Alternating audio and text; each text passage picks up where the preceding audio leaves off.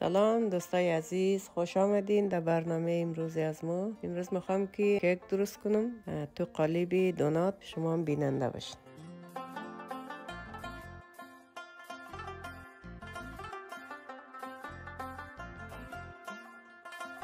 قاشق و مربع خوری وانیل، یک قاشق هم بیکینگ پودر، یک لیوان شکر، نصف لیوان ماست، نصف لیوان روغن مایه، یک نیم لیوانم آرد، 4 تا تخم مرغ. ما رو اول میشکنیم، بعد وانیل میریزیم داخل چی، یک لیوان شکر هم میریزیم داخل چی. اینا رو با همزن دستی خوب میکس کنیم. اینا تغییر رنگ بدیه. خوب رنگش که تغییر داد، تغییر افتاد، باز مواد دیگر اضافه.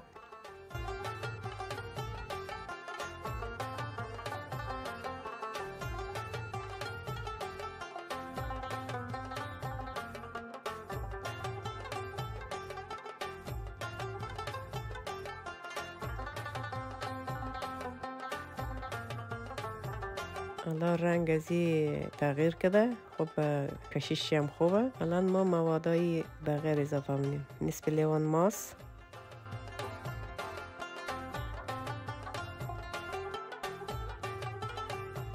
نصف لیوان هم روغن مایه.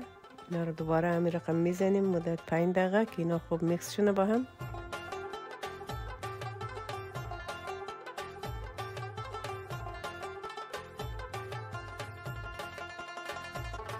و اینا خوب با هم مخلوط شده. اینا همین رقم.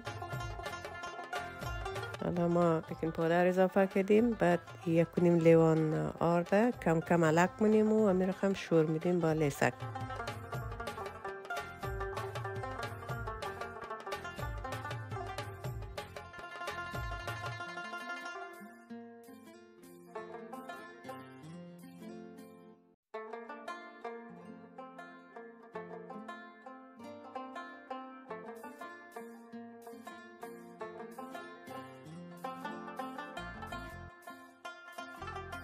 اینا رو خوب میکس کنیم. همی دور چیارم با لیسک همیز کنیم که قاطی شونه، آرد خشک نمانه داخل چی.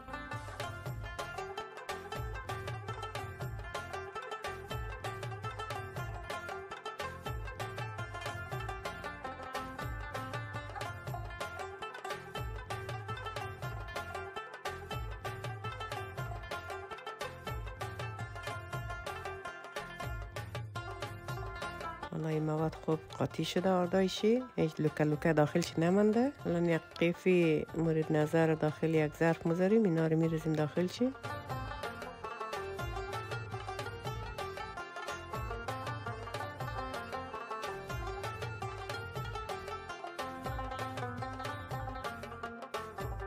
حالا این قالبا رو ما داخلش را با کره چرب منم که اینا نچسبه.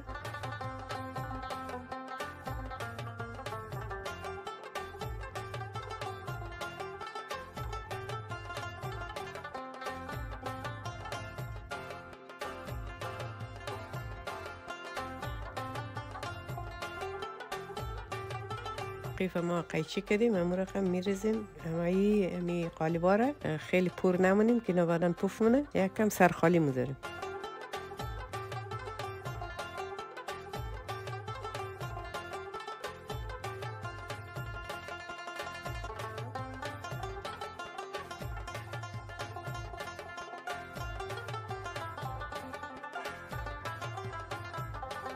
حالا یکم کاکائوی ذوب کردیم، این آب شده، با قاشق کم کم روی اینا میریزیم به خاطر یک نقش بگیره.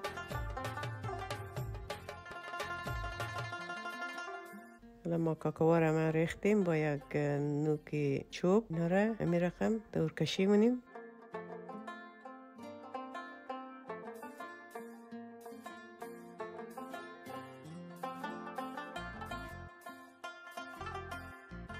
اضافه شده و قالب دیگه انداختیم. فیر قبلا روشن کردیم، داغ آمده، درجه 170، مدت نیم ساعت کمتر اینا درست میشه.